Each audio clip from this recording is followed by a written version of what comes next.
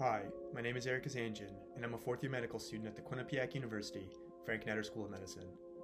In this video series, I'll be interviewing individuals who have been diagnosed with Alzheimer's, as well as their caregivers on what it's like to live with this disease and how their lives have changed because of it.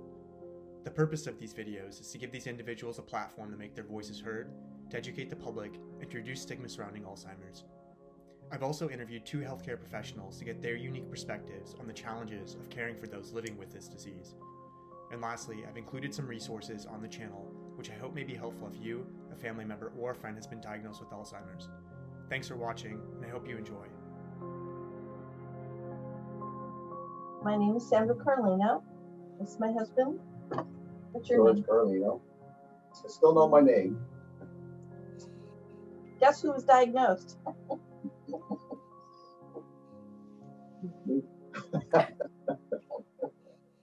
So, yeah, I've been diagnosed with it. It's In about 2 years now. yeah.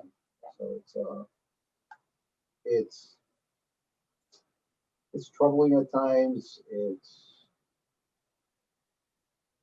frustrating at times, especially when you forget and when you repeat yourself a lot, or there's emotional ups and downs. Some of the things you get chills, which I cannot stand. I don't like the cold. Unfortunately, I don't remember things going too far back. Short-term memory isn't like what it used to be, or the long-term. But it is a challenge. For lack of better words, it kind of like opened some doors. Especially getting into that trial, that was a good thing. I'm still dealing with, like short-term and long-term memory to try to communicate with people, and sometimes I just forget what I'm doing, and just can't concentrate and focus on anything, because if I start doing something like that, it's usually, if I can't be overloaded with instructions, because that's what happens. I get overloaded. So I have to try to, even go into the grocery store, I go, locally, and I don't drive far. Even times when I get to the parking lot, I have to remember where I parked my vehicle. So, but it definitely is a challenge for me, because there's times where, you feel lonely, feel sad at times for basically no reason. And I can't understand that. So on the subject of you taking part in this clinical trial, I'm not sure if you're still part of it or still taking that medication, but did you notice that that was beneficial in any way? And I know it's hard to measure because you have nothing to compare it to really, but would you say that it made any difference to you? Yeah, I think it does, because it does give me hope. There have been times where, because they didn't tell us whether we were getting the actual drug in the beginning or a placebo, but there were times where I could feel like energetic after having the infusion. So I do believe they are on to something. From other people, I had a friend of mine who had dementia, and he went down really quick. So, with what's happening with me, I still retain some, Yeah, and it's been 2 years, and he really has not declined much at all. It's a 5-year study, and the first year of it was it's double blind. Now he just had his infusion last week, and then in February, beginning of February, he had his first infusion that was the actual drug. Now everybody on this study is on the actual drug. and he hasn't had any change. He's had 2 infusions of the actual drug now, and he's the same, which I'm not a doctor, but that tells me he was probably on the drug in the first place, because in all this time, he's really not declining at all. He's still, just a little bit, but not bad. That's okay. That's yeah, that's really great to hear that it has, from what you can tell, has helped a little bit. And I think that's another important point that you brought up about the fact that it gave you some hope, because with Alzheimer's, there aren't too many drugs out there or medications. So the fact that this was able to give you some sense of hope, I think is worthwhile. How has having Alzheimer's affected you in your daily life? And what sorts of changes have you had to make because of them?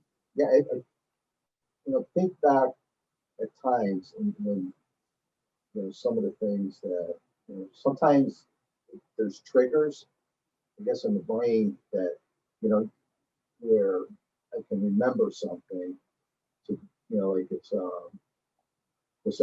saying having being diagnosed with the Alzheimer's, that is like I was just probably for quite a long time in shock, because I didn't know what to do.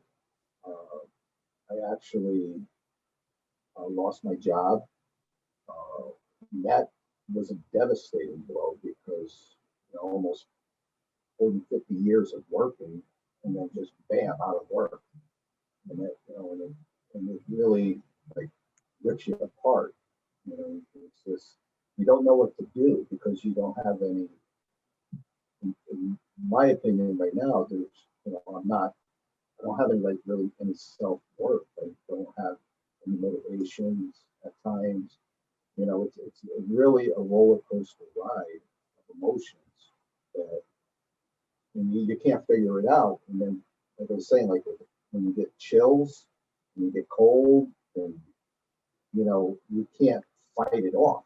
You don't know how to control it. And I'm a person that I don't like to have things out of control.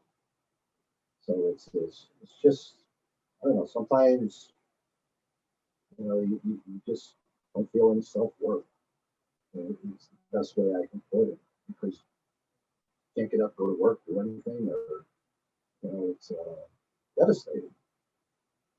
So we're trying to fight through it, and but it is still a roller coaster ride. I don't know when it's going to end, or if it ever will, or whatever.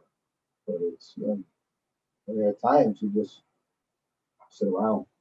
What would you like others to know about you as a person?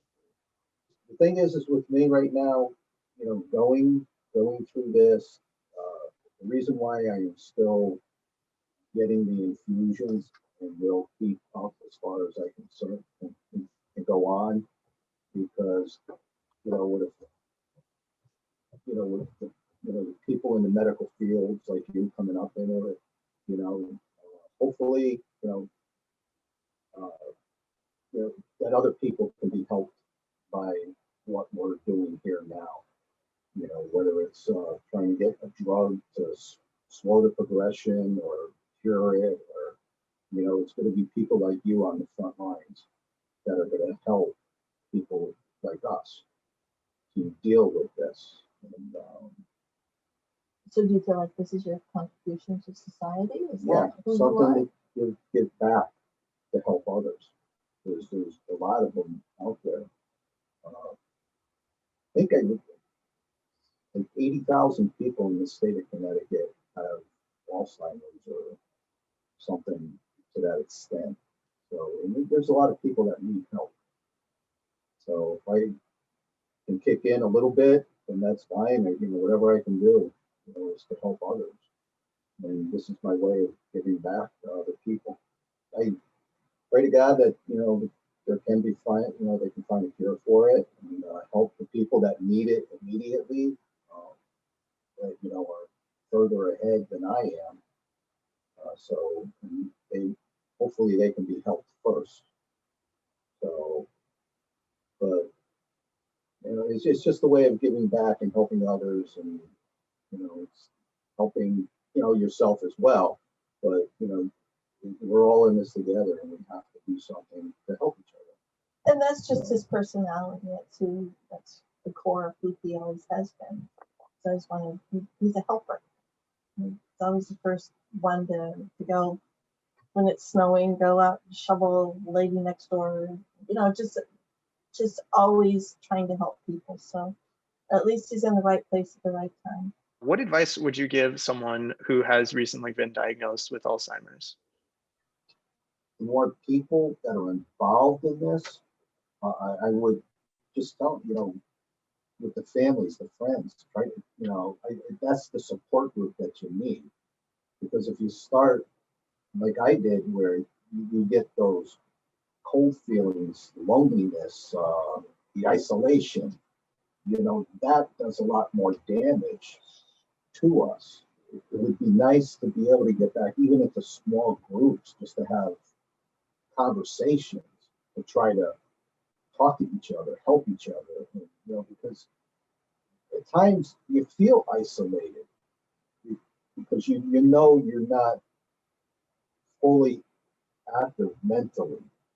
And that's the biggest problem that I think, I'm having, even though, I do have my brothers, my wife, and, thank God. But I think we still need the interaction to help, all of us, to help, for the people who have these diseases. So I think what you were saying, at least from what I understood, was how important it is to try to seek help from other people and not self-isolate, and really surround yourself with a strong support system. Yeah, that's very important. Having somebody by your side I think that's the most important thing, the support group. I think that's that most important. I was just going to say that it's a long journey. It's going to be a long journey, and there's just so much involved in it. And I'd shown him something this morning. He's, again, because it's Groundhog Day and all of that. I showed him something this morning, and I said it was just a picture of a woman who's just like, it said, "I'm strong, but I'm tired." Here, I gotta pace myself. So it's a lot. It's a lot to wrap up. It's just a lot. So pacing is probably the operative word here. Slow and steady. Really will win the race, I hope. We'll see.